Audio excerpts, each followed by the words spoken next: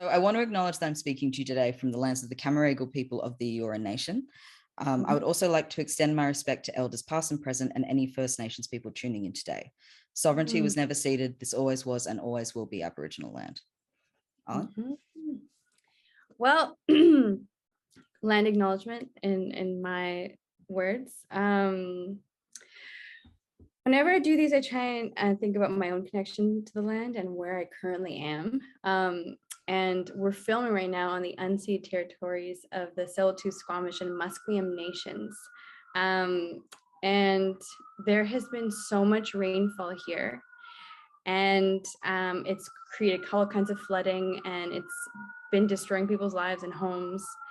And in Fairy Creek, there's like the oldest, these ancient trees, and they've been destroyed by the lodging companies here, and that are connected obviously to the government.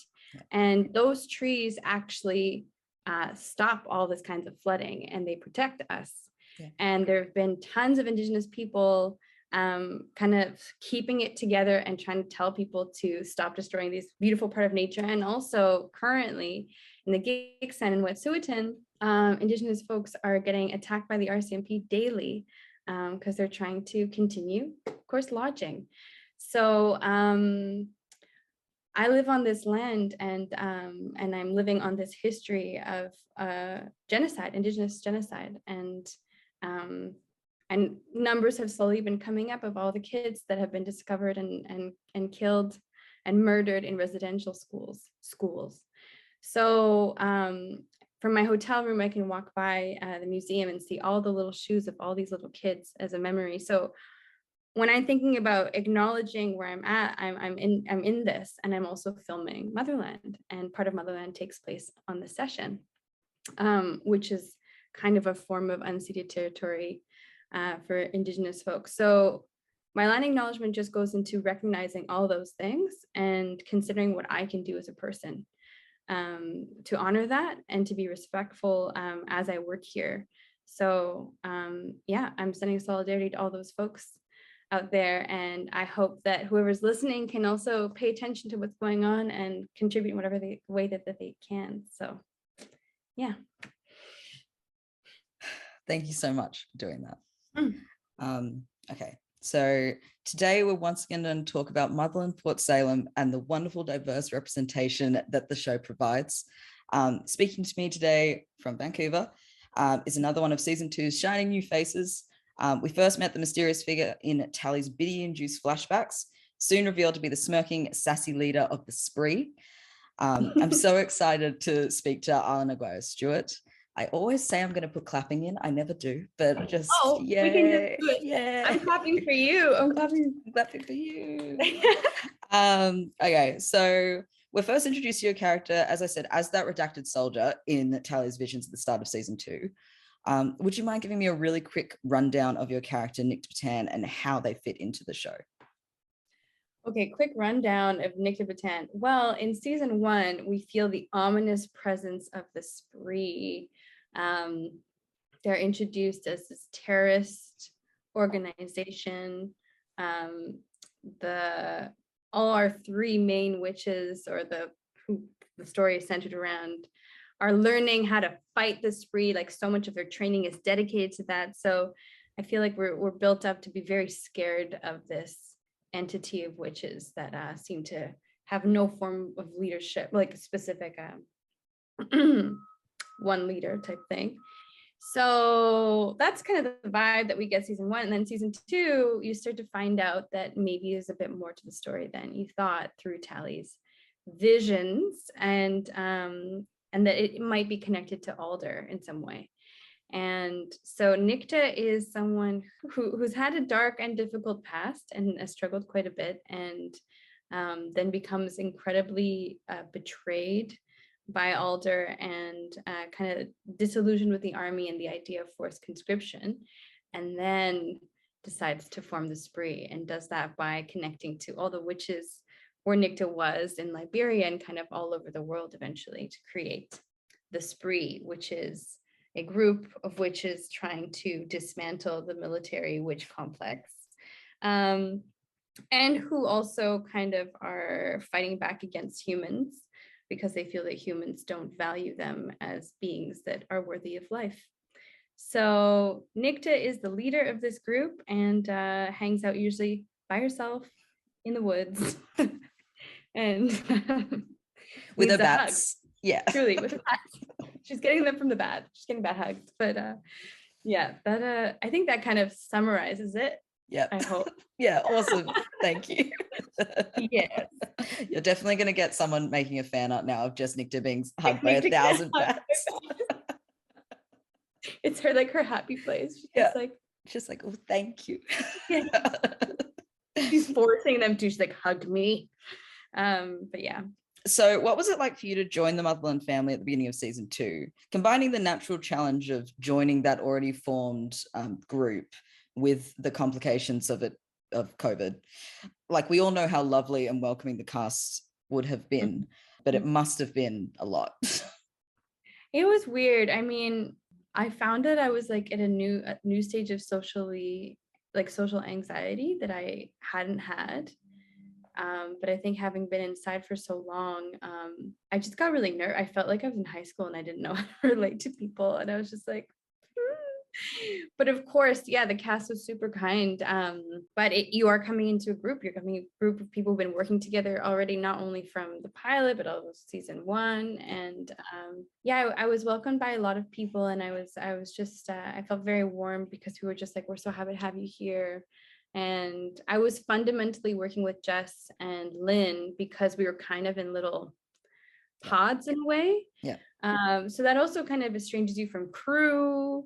So the people I got to kind of hang out with, obviously Jess right away instantly was like, get in here. And we got to vibe quite a bit together.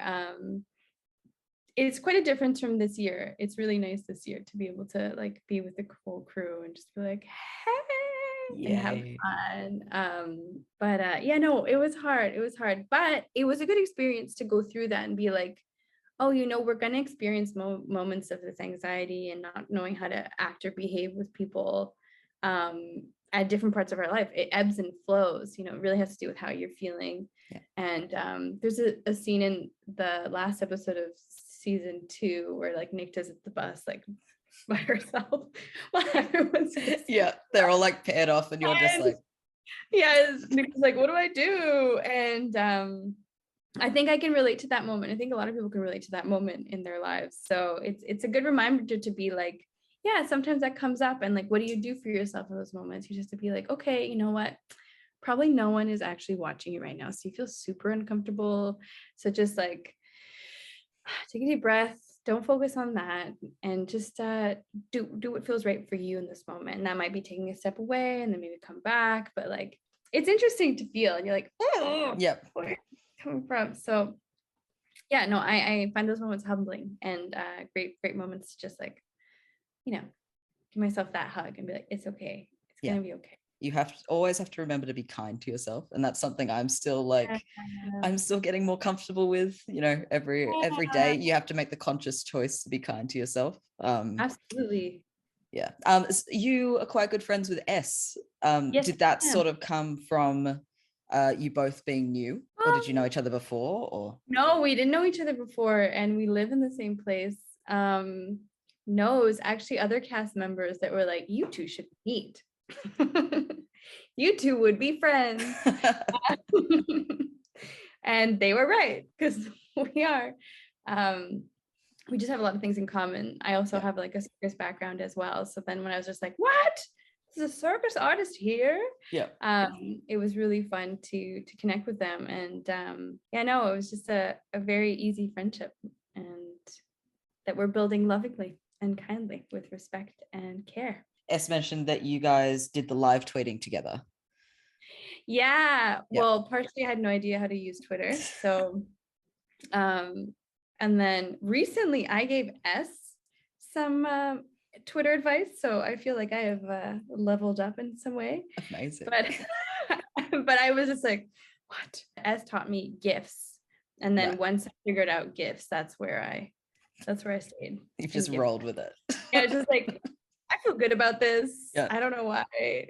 other people don't use this as a form of communication because like it feels really good. But yeah, no, they've helped me a lot. Awesome. Yeah. No, that's so cool. Okay, so I know it's hard discussing character specifics while you're in that season 3 mindset. With S, I just sort of said, let's just put up, if we try to put up a bit of a wall at the end of season 2, just to cut off things for you. But I would love if you could share a little about where do you think Nicte's coming from pre-military? Because we know we get to see her in Liberia in that sort of time with Alder. But how do you think her life before sort of started to shape her? Even if it's just what you've been working with for like your own character preparation. Pre-military, Nicte, there's things that I do share and things that I don't share because some of them are little nuggets for me. Nicte didn't grow up with a mom, and that person wasn't as present in her life, and for sad reasons. And so Nicte really lived with her dad and was very sad and hurt, and kind of as she discovered this power that she could like make people kill themselves, it kind of slowly started to peer out when she got emotional, which caused some deaths that she didn't want to happen. And so as we see every character kind of get in control with their power, you can see that at some point there's a fumbling part, and that definitely happened for Nicte. So I think that caused a lot of pain and shame and guilt and anger. So I think the military for her is an opportunity to redeem herself and to really do something good and try to turn herself around, and starts trying to develop this working in a way that it could be used for the military. And Alder just becomes this like figure of all sorts for Nicte, the person that leads people to do this noble work, who's been around for 300 years. So there's a very intense idolization of Alder, and mixes of all kinds of things with Alder, like mom figure, all kinds of things. So yeah, I think pre-military, her hope is to just be like Alder and to grow and to get away from that past. And unfortunately, that's not how things go down once she gets that ultimate betrayal. So yeah, I think that's kind of what it builds. But there's so much detail because I read a lot about it whenever I'm trying to build the character, trying to get all of it out. So I just know it, and then I can, when I'm on playing with my partner, I'm not thinking about like, how will I say this? It's just like, well, I have all this knowledge and you're saying this to me, so I'm just going to respond to you. Yeah. So now you've said that, it does very much make sense for the way that you've played the character, that like sort of underlying guilt that's like carrying through and influences Nicte's actions. I think that's really interesting. If Nicte hadn't gone AWOL from the army, where do you think she would be? Would she have continued rising through the ranks, or would she have attempted to like implement change from the inside? Well, I think with like after Liberia, I think there's if she didn't go AWOL and what happened in Liberia and those witches getting killed, then she definitely would be trying to destroy the army from the inside. So, she could have tried to get super close to Alder, continue doing what she was doing with Alder, maybe in like a Tally-esque kind of way, and then be like, which would have been smarter, but Nicte was very emotional at the moment and had to build her own army. So that's not how the cookie crumbled in that situation. But or maybe becoming a biddy herself. That's what I was thinking.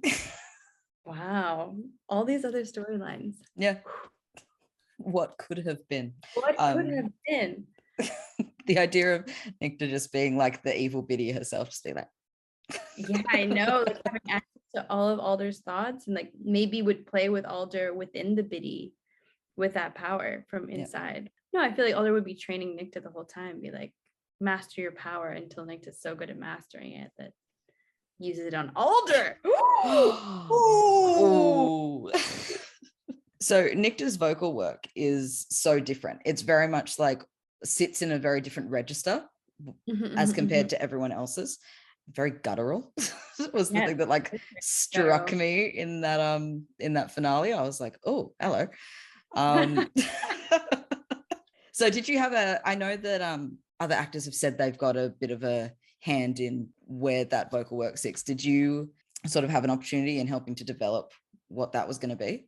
Well, the way it kind of works is that you, Friedrich, our lovely vocal coach, will meet with us and we'll generally present a sound. And then we work together to make it make sense for my vessel and how it's coming out of. So I think in that way, there's a collaboration, but generally they come with something and then you're like, oh, okay. Because they're trying to make them different for each character and make sense, and also make sense for the show and what we kind of see given all those different registers and different magic plural that come out of it. So I'm very, very thankful to Friedrich because we're just trying to make it make sense. And a lot of the time you also have to vocalize to some extent when you're doing it so it doesn't look empty, like you just like, oh, you know, like you try and find that. So what I love about receiving it is that I also get to feel it for myself, and it does feel kind of powerful. So when you're performing it, you're like, I'm here, you know. And so I'd say a bit of a collab, but I definitely have been very happy with all the presentations that have come my way. I've always been like, yeah, that makes so much sense. It really works. This is just me picking your brain, but why do you think that it sits so low in her register? Well, I think there's a big depth to it, and that guttural thing is very I feel like it's also emotional. She's been doing a lot of we've seen a lot of canon work, and so I feel like the lower you go, the further away you get from canon. You get into the non-canon stuff. Those are also harder notes to hold, and so there's more opportunity for you getting hurt in the process or potentially not getting it right. So I think there's an element of danger in kind of exploring those sounds. Whereas like in the academy, they're like, ooh, you know, like in those, you know, you have to think Nicte has been trying to master non-canon work by herself for like quite a long time. It can do some damage for sure. So that would be my understanding of it.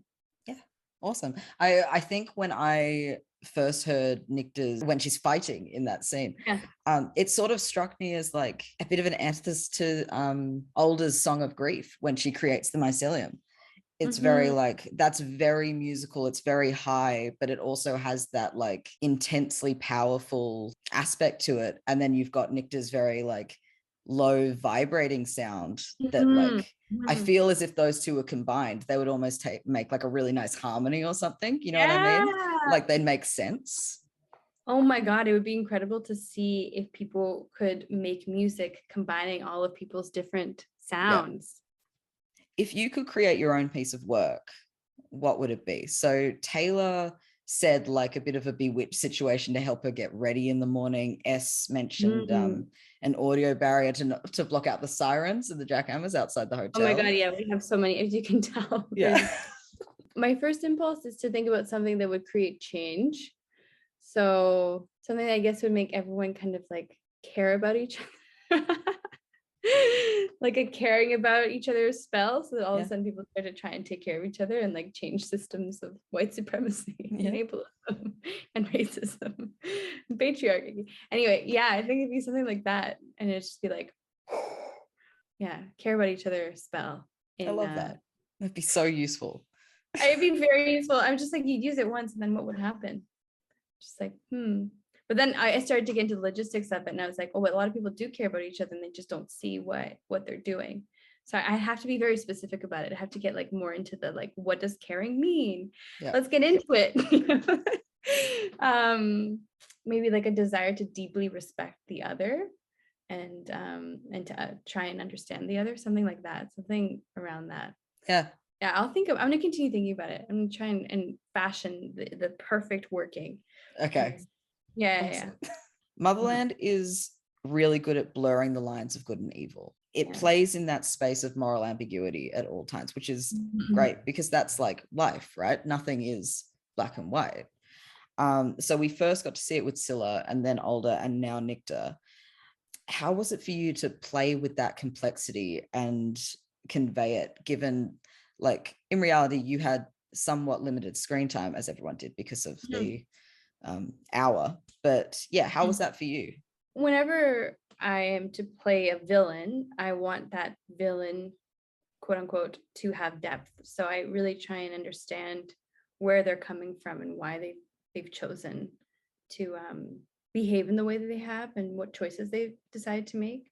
So when I'm in Nicte's world, I really believe in what Nicte's doing and what Nicte's choices are, and I'm 100% gung-ho, and from what I built and from conversations with Elliot, Nicte feels that she's doing the right thing. And so if I felt that I was doing the right thing and I'm willing to fight for it to the death, then I would go into it. However, as you know, I built all that other story about that guilt and all that shame and sadness and lots of pain. So all those layers kind of become active for me. And I think those layers are what takes us away from the black and white, in that Tally does connect with Nicte in a way. And Nicte has also been starved to connect with people as well, and doesn't let people in very easily. So I think there's something about Tally's kind of, I wouldn't say pureness, but desire to try and care about people, that Nicte is just a little bit like, and won't show it totally. You just see it when Nicte does have those moments of vulnerability and honesty that almost feel like a little bit awkward, and you're just like, is this real or not? But I think it's also catching Nicte by surprise.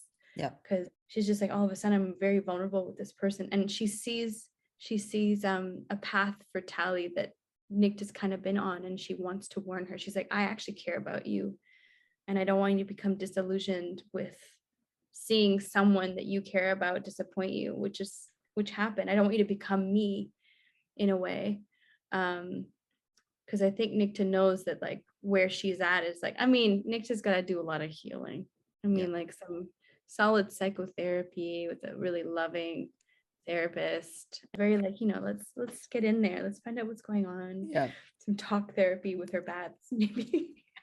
Screech therapy. Screech therapy, like,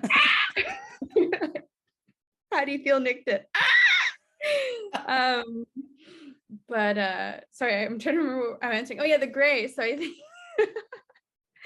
I think that building that and connection, like knowing who you're connected to, like having those connections feel very clear and honest, also helps to kind of make things ambiguous. You're just like, and there's also clearly a connection between Nicte and Alder too, like behind all that anger and resentment, there's also like, I really cared about you and you betrayed me, and like and also having idolized Alder for so long, there's a lot there. So yeah, I don't like to look at people that way myself in my life. I've done a lot of babysitting, and I also like have been in school and in life. And when you see someone who's struggling or who's like having a harder time socially, or is quote unquote acting out, my approach is always to be like, what's going on? Rather than being like, you're an asshole, just like, what's going on for you? Like, I think you understand more about where someone's coming from and why those actions are there. So just layers, just building in those layers. And Elliot and the whole writing team have done a great job of putting us in those circumstances to have to build that. And hopefully people don't hate Nicte and they're just like, oh, I see another side to this person.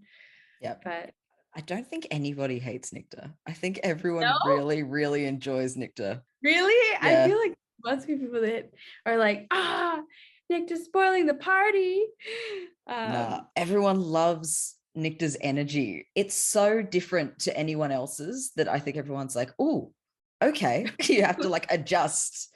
So I would love to talk more about those sort of two key relationships. That first one being Nicte and Alder. As you said there is so much grief in guilt in Nicte's history. I think a lot of that grief is in connection to Alder.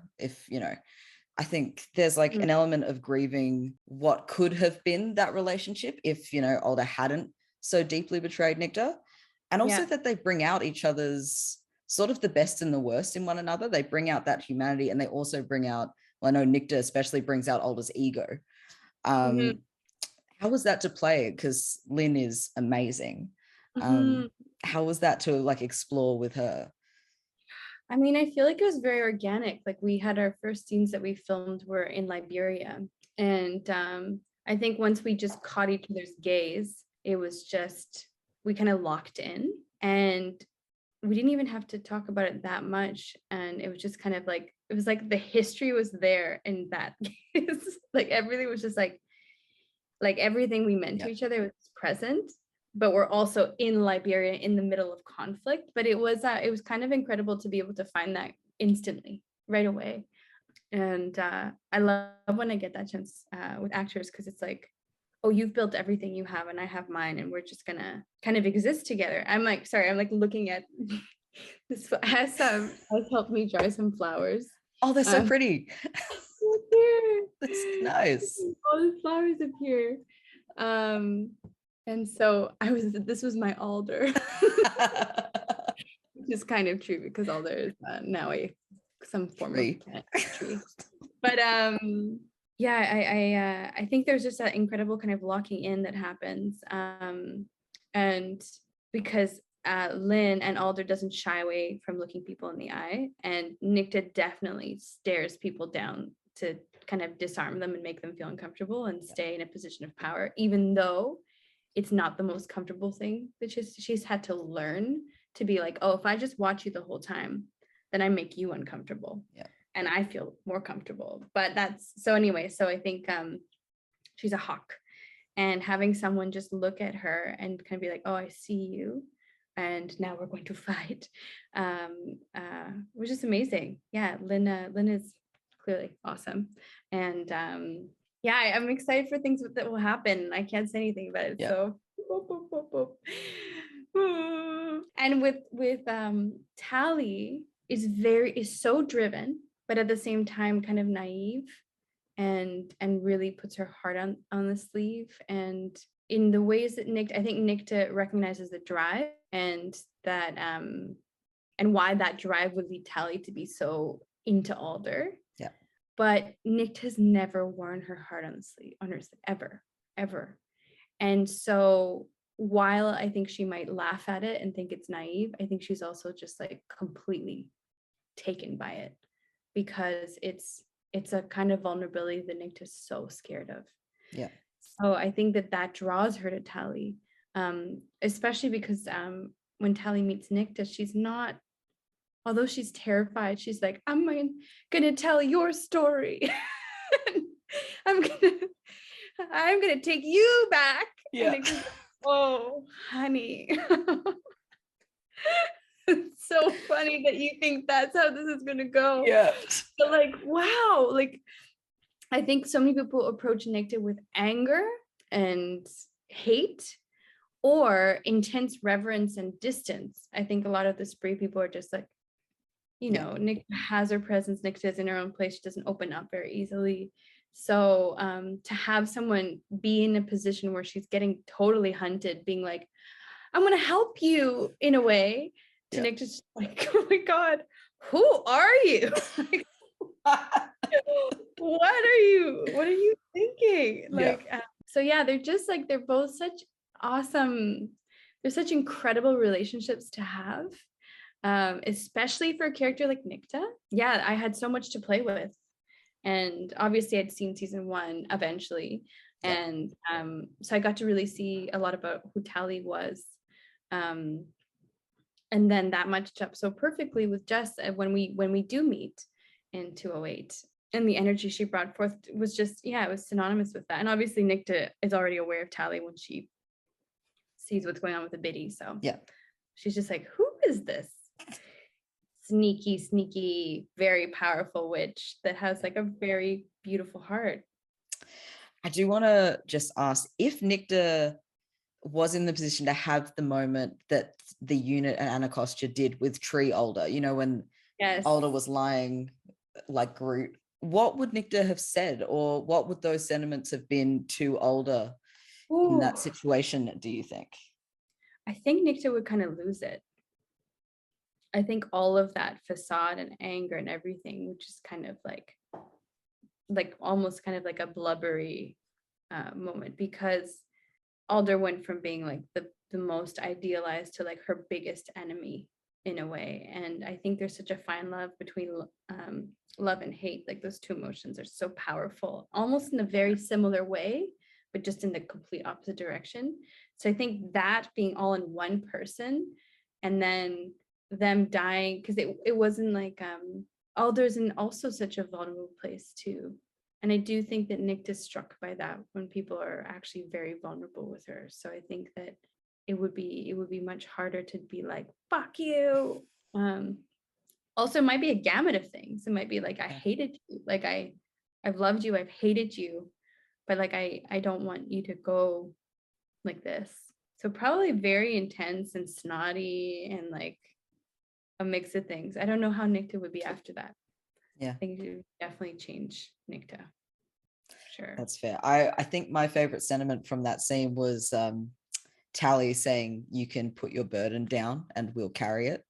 That had me in a mess. Like that entire scene, I was very, but yeah, that was the thing that tipped me over the edge, and I was crying from then. That was yeah. Jess's delivery as well. We were just like, ooh.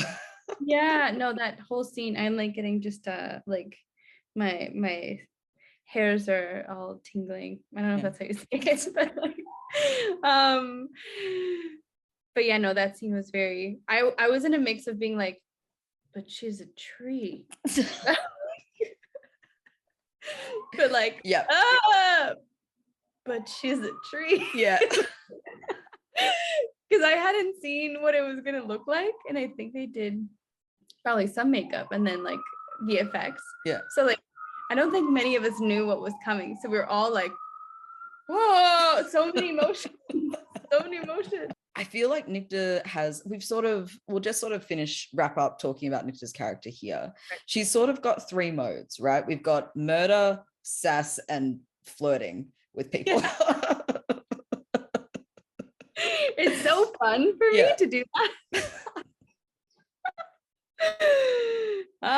Who doesn't want to do that every day, right? I think it sounds great. And I do feel like Tally has been the main target of all three of those modes, at least a couple of times. Sometimes at once, like trying to murder and also sort of flirting with her at the same time. Very good. And sassing. Do you reckon that that's a bit of a defense mechanism for Nicte? Yeah. 1,000%. I think that there's a lot of power in flirting too. Like, I mean, and it doesn't always feel vulnerable, especially the way Nicte does it. It is kind of like keeping you at a distance, and also a way of shocking. It's like a disarm as well. Yeah, like I'm gonna flirt with you. I'm also like giving you like constant eyes, and like I could potentially kill you. So it makes people feel alive, clearly. And then sassing is like, I'm kind of making fun of you all at the same time. So she's kind of like an athlete being like, you have no idea what I'm going to do next. Yeah. So if you have all of those, the three-pronged approach, murder, assassin, flirt, you don't know, it's unexpected. So it's very hard to determine what what the next move is. So those are definitely her modes of protection. And then the very rare is the vulnerable, which is just like very rare, but great when it comes out. Yeah, only for the people she really trusts and loves. Yeah. And other than that, no. Yeah, murder, assassin, flirt. That scene in the cell where Nicte sort of started with flirting with one of those classic hey reds, and then you almost saw Tally destabilize Nicte back, and that sort of forced that vulnerability out. Nicte was obviously so rocked by what the Camarilla had said that it didn't take much for Tally to just push her over the edge into being like, well, when Tally doesn't meet that murder, sass, or flirt energy, which I think Tally figures out at some point that she's just like, I'm just not going to engage with this. Nicte's never had people do that. She's always had people be taken by those three modes, and Tally's just like, no, like I'm freaking out. Like I'm going to show you that I don't know what the hell I'm doing, and I'm sad. And then all of a sudden Nicte's like, oh, okay, we're talking then. Whoops. Okay. I'll stop that. It's clearly not gonna get me anywhere with this person. I think that's the biggest disarm for Nicte. If someone just ignores it and it's just like, no, I'm gonna be vulnerable to you. Nicte is just like, yeah, very brave. It's a very brave move from Tally. And Nicte tells her, you're brave. I think I had like, there was a couple of scenes where like I just kept on saying you're brave, and I was just like, hey writers, I've kind of said this already. That's true. Like, you're brave, you're brave, you're brave. If someone is able to track all the times that Nicte just says some variation of you're brave to Tally season 2 and 3, I commend you, because I would think it's very funny. I did also love Rael, could you lighten up, or would you lighten up, please? That killed me. She just looked so over it. In that moment, I guess all three of them were like, we're done with you. It's just bigger fish to fry. Yeah, they're like, we're fucked. We don't have time for this, Nicte. Nicte's just like, burn, witch. And I read that line, I was just like, okay, that's a choice. I wouldn't say that in this circumstance. But Nicte's just like, yeah, let me make you freak out more. Yeah. I think that because, okay, I feel that Nicte has had a lot of has not really known how to deal with people outside of being like, I'm a spree leader and we're organizing or whatever. When it comes to actual interpersonal relationships, Nicte's like not great at it. Yeah. So I think for Nicte, this is a joke to make them feel better. You know what I mean? That's the rationale. And they're all like, hey, shut up. They're like, this is not helping. But Nicte's like, ha ha ha, we're witches and they want to kill us. Isn't this funny? They're not into it at all. Yeah, I don't think she knows how to relate. They're very terrified. I think she's very terrified too. She almost just died. I think she didn't, like, she thought she wanted to die as a martyr, and I think that when it came to it, she didn't want to. And then so she's just as scared as them. Yeah. Doesn't want to show them that that's how she feels. I think she would show that to Tally, but there's these other two little weirdos, and she's like, I'm not showing these babies how I feel. And so the motto is just to do the most awkwardest thing ever and like scare them about the fact that they're going to potentially get killed. Like, and be like, I'm giving you some wise words, like, don't trust them. Like, she does get the message across, which is that they will turn you into monsters. I think that's what ultimately Nicte wants to be able to tell them. Yeah. But it just takes all this really weird stuff to get there. Yeah. And yeah. Oh, Nicte. I did enjoy when they're in the bus and Nicte's just absolutely asleep. They're all stressed out and you're just like, I know. Well, like, I think recently people on Twitter like discovered it or like showed me pictures of it, and I was just like, this is so funny. I didn't think anyone would notice, but Nicte was just like, yeah, I don't give a shit. Here I am. Like, maybe there'll be an opportunity to like disarm people at some point, but like it's not now, so I'm literally gonna sleep. Yeah, just Nicte being her chill, cool self. Yeah. In terms of representation on the show, I know people love to watch it for that authentic representation and diversity in both the casting and the narrative. Seeing people that you recognize yourself in, like literally or figuratively, is so essential to communities who have been affected in the past by censorship and erasure. Every step the media makes towards creating honest, diverse stories is a step towards reminding everyone that we matter, we're entitled to life, and more so, we're entitled to joyful lives. So I guess I want to know, how does that representation sort of impact you? And also, what does playing Nicte mean to you? Oof, it's so huge for me. I grew up in a very privileged way where I was, a little bit sheltered from mass media, but instead I was offered film and music and art and history from all over the world. So I grew up with that, like looking at stories of people of all kinds of ages and all kinds of body shapes, all kinds of economic backgrounds and racial and ethnic backgrounds. And so that was my world growing up. And I also went to like multi-ethnic daycare and school. So everywhere I looked around me, I was seeing all kinds of different people. I also grew up in a co-op, which means we had disabled people who lived there as well. And also tons of queer people in a co-op too. So like I got to see, obviously not all of these axes of experience, but I got to see a lot. And as I got older and my education got higher, spaces became way more white, way more cis, way more able-bodied. And you can feel how stifling that is. And I feel the most safe when I'm in like a space where there's all kinds of people, whether it's not homogeneous, and we all can learn and share and grow together and hopefully be respectful of each other. So being in a show like Motherland, where everyone is from, I mean, we definitely need more disability representation, 1,000%. We have queer representation. I definitely think we need more non-binary representation. It's so refreshing to go to set and just be like, hey, you know, like it's just really nice. And also we have people from all kinds of different countries too. So there's so many perspectives. This is not even like on the screen. This is from behind the scenes. Yeah.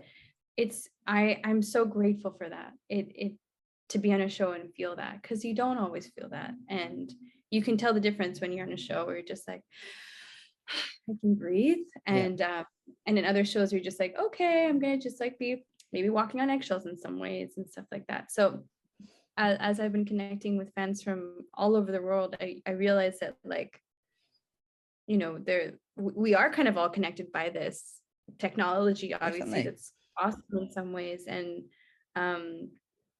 queer experience is very different depending on where you live. Yeah. And so having these connections can mean life and death sometimes. Yeah. So I'm just so floored again by all these discords and spaces for people to connect and feel loved, which everyone deserves, and community.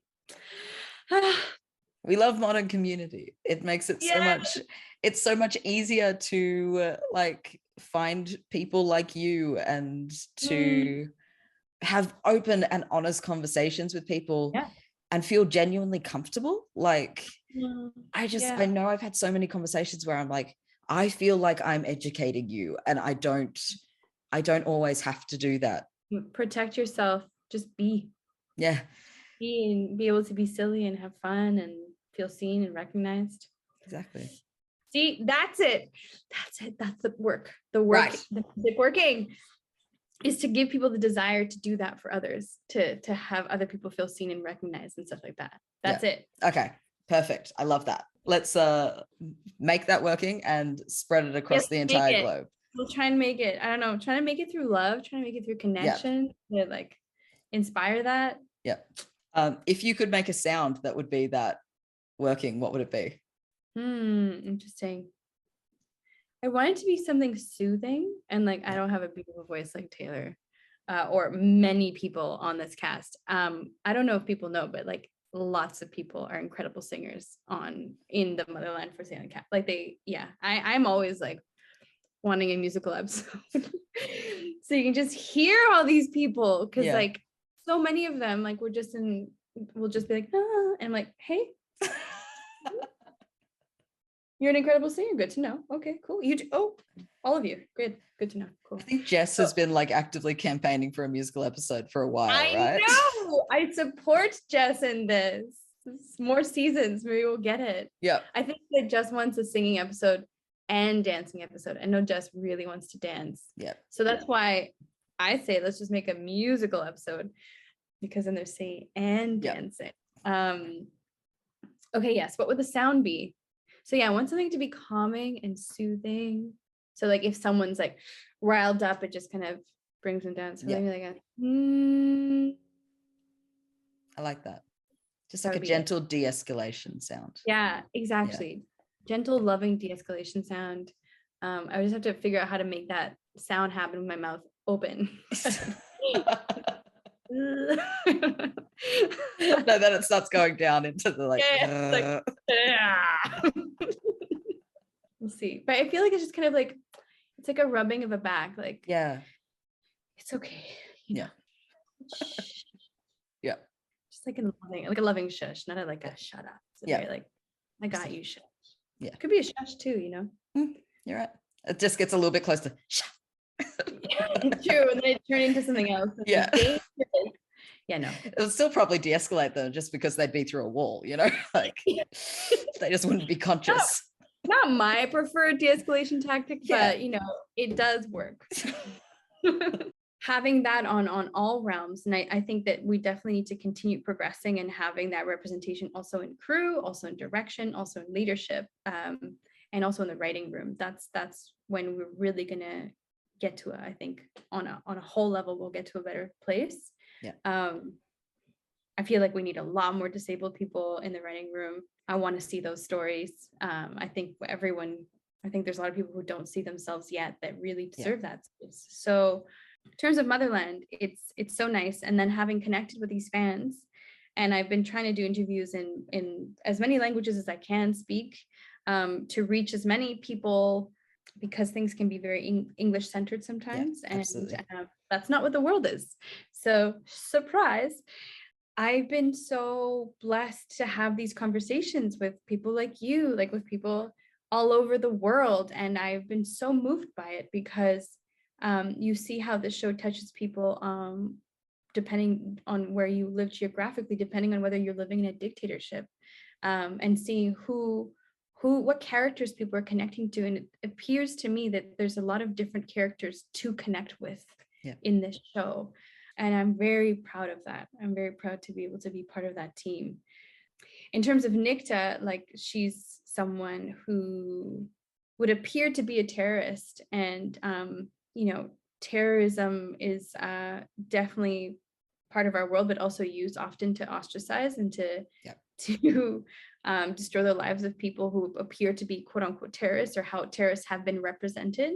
So then to have that name and also look at the propaganda. I think there's a huge propaganda in the military complex that is season 1 against this. And Nicte is very much like, why don't you look at human beings? Like they literally don't think your lives matter. Like, look at them.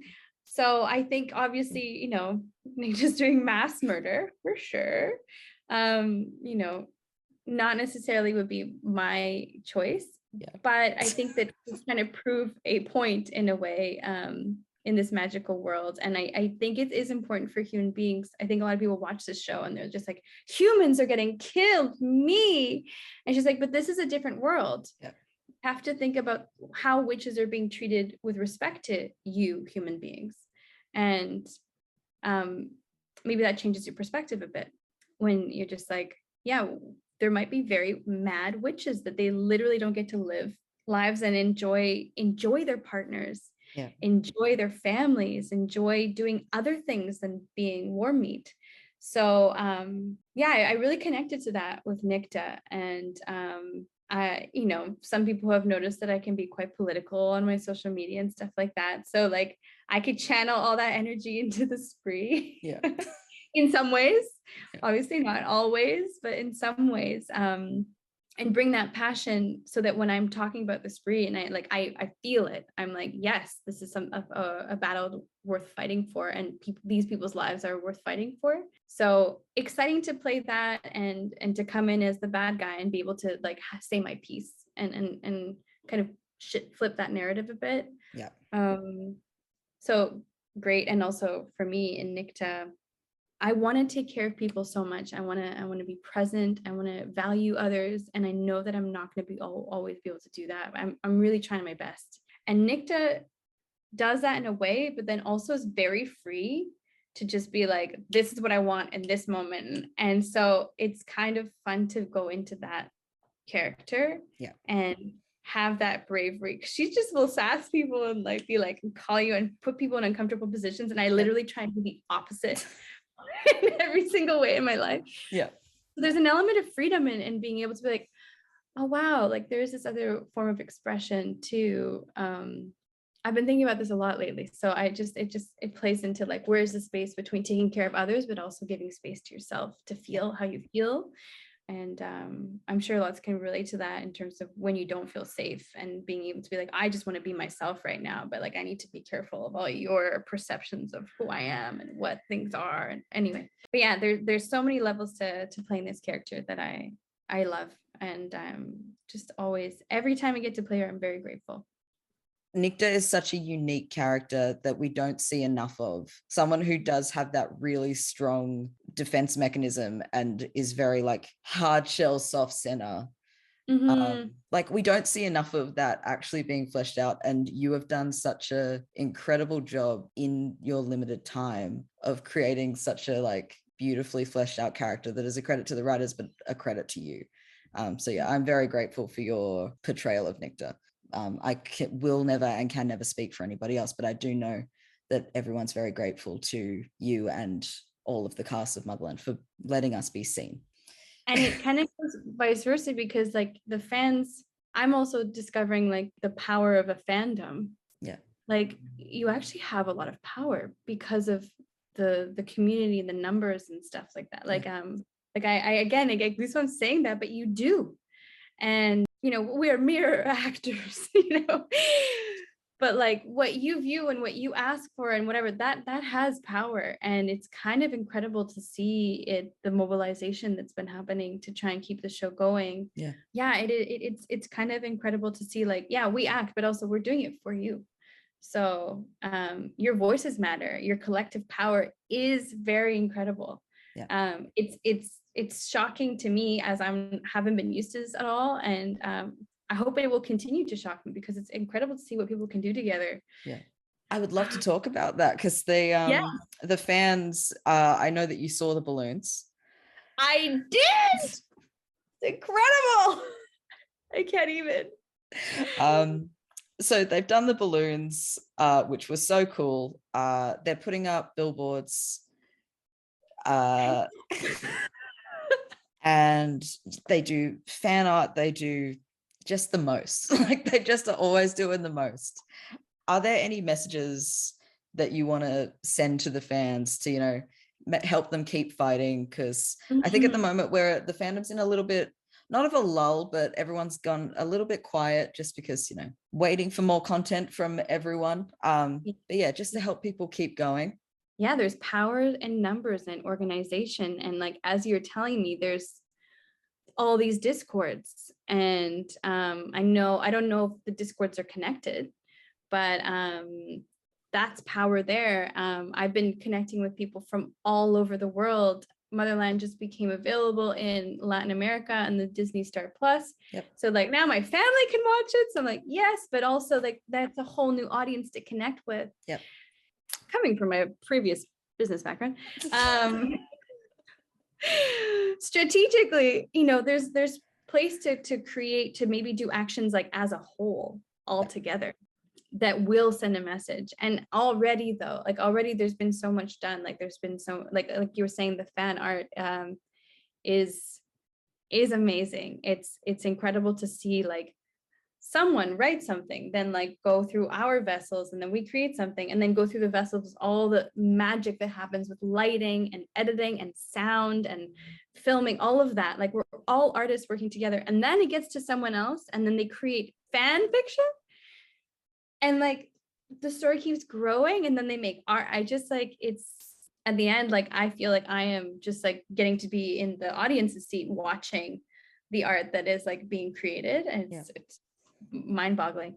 So I would just say, because I always want to respect people's energy and where they're at, and the fact that you also have lives, that you to do things for. So like, be gentle with yourself, and maybe pick those moments strategically, and try and work together. The more people are together, like the greater power you have. So we're doing our best on this end to deliver like a kick-ass season that's gonna leave people wanting more. Yeah, I just send love, warmth, energy. I believe in all of us. I don't think anything will stop the fans from fighting, is the thing. No. They're gonna keep going until someone, I think in my interview with Taylor just said, be really fucking annoying. And the fans have grabbed that with both hands and are really just running, so Oh, hit those networks, like really go after those networks. I think those balloons were like, they were brilliant. It was it was artistic. I think it was a form of art. So I think that will get people's attention. Stuff like that is really cool. Yeah. And billboards, like, oh my God. The billboards will have fan art on them as well. So yeah, people submitted fan art and some were selected and will get cycled through these billboards, which is so cool. That is amazing. Yeah. I can't wait to see it. The very last thing I want to do is I want to play a little game with you, if you're okay with that. I'm so down. I love games. The American high school superlatives. Okay. I thought it would be fun if I give you a superlative and you tell me which character you would match to it. Okay. Yeah. So Yes. I've also written down who I would, but okay. So we'll see where we match. Yeah, we can compare. So the first one is class clown. The characters, not the people. I mean, you can do either. I don't mind. But I have written down characters, but you can do whichever you like. The class clown. Oh my God, I don't know what all the categories are. So like I have to be that you can double up, so it's okay. I can double up, I can switch around. Yeah. Feel like Rael is like too broody for it. I feel like Abigail is like has to be the best, so wouldn't be the class clown. Yeah. Tally's like just like such a like good student. Yeah. Wants to be in line and all that stuff. I mean, no way Anacastia's not the class clown. No way. No. Anacastia's to be like, shut your mouth. Yeah. I don't think Alder is class clown either. I definitely think Nicte is a shit disturber. So like, I'm thinking like Gregorio, Adil, Kalida. Kalida's not the class clown. Kalida's so intense. Yeah. She's scary. Yeah. Kalida's so awesome. Gregorio, Adil, I feel like it does quite like calm. The thing is, I know all these people and they're like, some of them are not like their characters at all. Yeah. Maybe Gregorio, because he's got like some funny lines in there. So like he could have come from a background of being a class clown. Okay. I also say Gregorio just because he's got that golden retriever energy. He does. And fantastic hair. He does. Biggest flirt. Oh.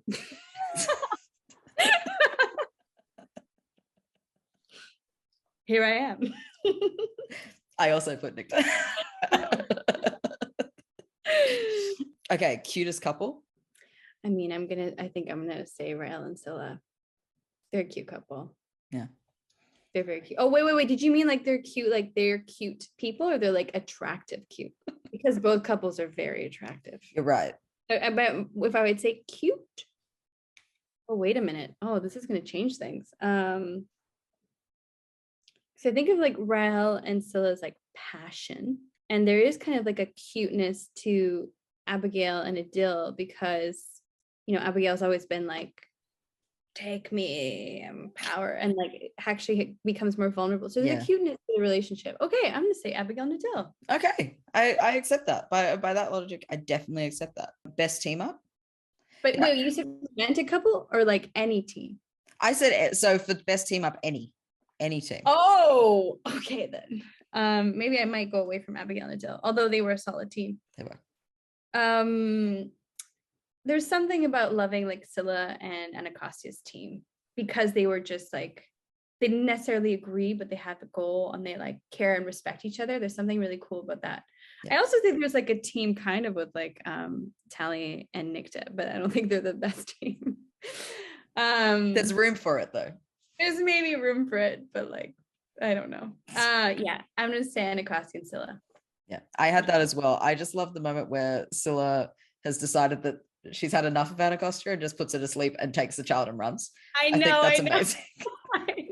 She's like, no. Goodbye. Who wants hot chocolate?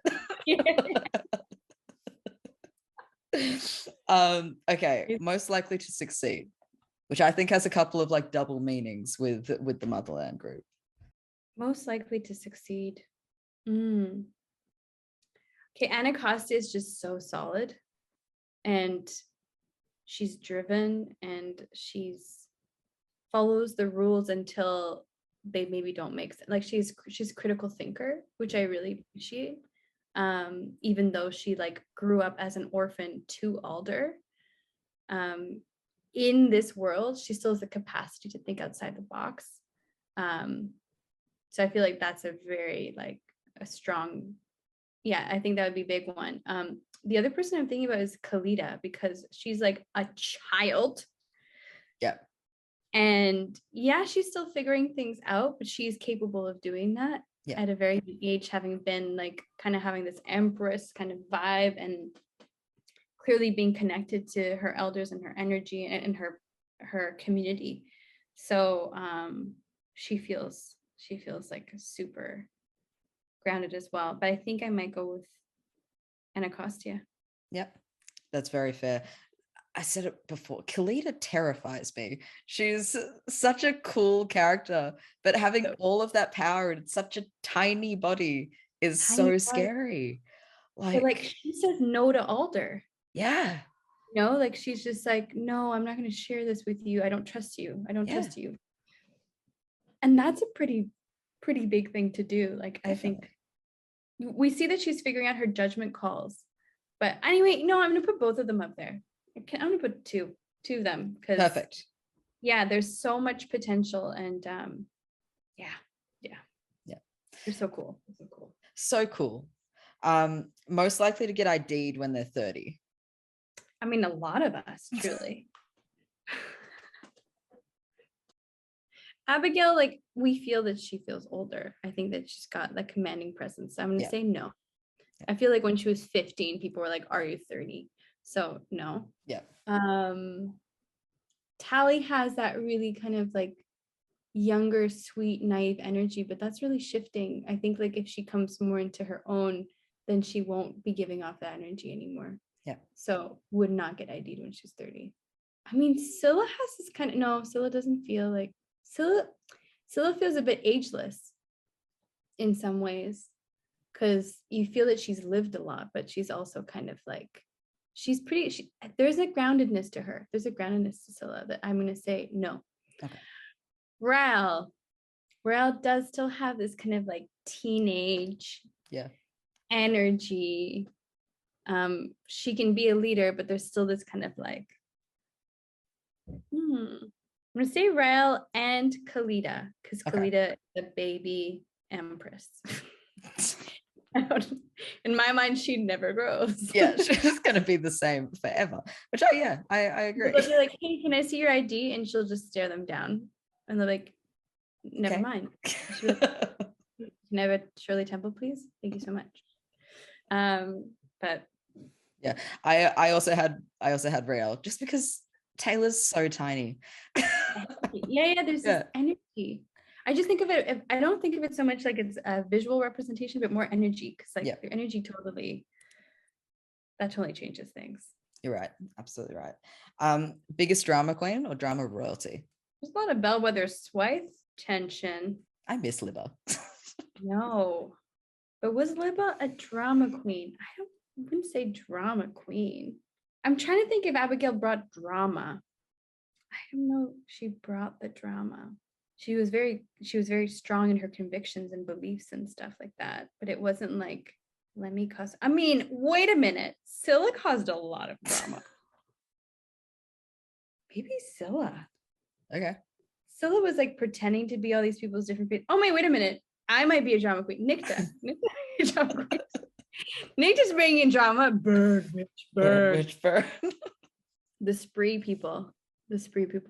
Just the spree in general is the drama royalty. Bring some drama. I think we bring drama. I'm going to say the little spree couple over here. Yeah. Okay. I like it. Best person to share a desert island with. So stranded on a desert island, just one other person with you. Okay. Oh, okay. Yeah. I don't want to be biased and say Nicte, but part of my logic with this is that Nicte turned the bus into this like other bus. So like Nicte could just turn things into, you're like, oh, I need a house. There's a house. So you're in a deserted island. You have to survive. But this isn't about survival. It's about hanging out. Kind of both. Yeah. I do feel like I would get Nicte out of her shell. Like if I had to, like, I'd be like, hey, Nicte, let's talk about stuff. How you doing? Do you need a hug? Do you get into stuff? mommy issues. Let's talk about it. Like, I'm here for you. So then maybe like, we'd like learn from each other. Okay. I feel like if I was with Abigail would be calling us shots the whole time. And maybe I would be like, not as into it. Yep. I feel like Scylla and Rael just want to be together. So they would just be upset that they're with me. And so I don't want to be brooding somewhere. I'll just be like, I miss Scylla, I miss Rael. And I'd be like, yeah, I hear you, but like, we need to eat. Like, I mean, Anacostia, like, I feel like Anacostia would be surviving. And Anacostia's fun too. Like, we've seen that under that military stuff, she's also had some fun in her life and stuff. So I think pretty cool. I'm trying to think about Alder, being with Alder on a deserted island. I don't know if she'd just be by herself off, like in the, like, she's just like, I need whiskey. And be like, she wouldn't care about eating and I'd be really hungry. So like, I think there'd be some issues there, but I would love to hear all her stories of her 300 years of life. Kalita, I think I'd be scared of Kalita. Or she'd just sit with me in silence and I'd be like, how's it going? Dill's got like pretty incredible earth work. So would we be stranded? He could probably just move our island out of being in the island. Just lift it up. He just like lifts us and moves out. So maybe that would be my choice. To be like, then it's easy to get off the deserted island. So then we wouldn't really be deserted together. We wouldn't have to like hang that much. But we could talk about the trim. I'm interested in the trim. Yeah, that sounds great. I chose M. Wait, M. I was a survivor, right? Would M and I get along? I mean, it's hard for me to separate M from S, but I just think it would be so convenient if M does maintain S's circus skills. How easy would it be to get food? Just send them up a tree. It'd be like, can you just go? Yeah. Well, especially because I also have circus skills. Yeah. So M and I could just be, M and I could do a whole bunch of exercise and have fun. Yeah. Okay. Hanks, M and Anacostia, and functionality in terms of being in the island, Adil, and Nicte. Yeah. Because Nicte could also just turn something into a boat. So Just be like, we're done here. We gotta go. Yeah, like we're done. Let's go. So those are my choices. Okay. Most likely to win the lottery and lose the ticket. Tally? That's what I think. I think Tally. Because she'd be so happy and just be like, oh shit. Yeah. Oh my god. For sure, Tally. I also feel like Rael though a little bit too. Yeah. I feel like Rael would like lose it and just be like, oh, damn it. And then Stella would be like, it's okay. And then Rael would be like, you know what? You're my lottery. That'd be fun. I won the lottery meeting you. We need to get you into the writer's room. You need to not get me into the writer's room. I don't know if Rael fans would be happy if I was in the writer's room. I'd just be writing stuff like that the whole time. Maybe they would. Who knows? I think they'd love it. Yeah. Okay. Well, thank you so much for joining me. Like, we've been going for a hot second, but thank you so much. This has genuinely been so fun. It's made my day, probably my week. I would also love to potentially speak to you again post season 3 if you were happy with that. 1,000%. Awesome. Thank you so much. Yes. Okay, so anyone watching, please remember to stream Motherland Port Salem on Disney Plus in Australia and in Canada. Hulu if you're in the States. Did you say Star Plus if you're in Latin America? Latin America, yes. And I think there's more coming out. I think there's Star in like Sweden as well. Yeah, I think it's coming. I think it has to be on those platforms to make it. I know it's also Prime Video in the UK, I believe. Yes. So yeah, check your locals wherever you are in the world. And you'll find it, I'm sure. It's worth it. Anybody, if you've just sat through this entire video and you haven't seen the show, please go watch the show. Yes. Again, thank you so much. This has been so amazing. A total pleasure. It's such a pleasure. And you've also made my day. It's like the best way to start the day for me at 9 and for you at 4 a.m. Thank you. Thank you for waking up for me. That's so generous. Anytime. Have a lovely rest of your day. I will talk to you again next year when the season 3 is out. Yay. Thank you so much. Thank you. Bye. Bye.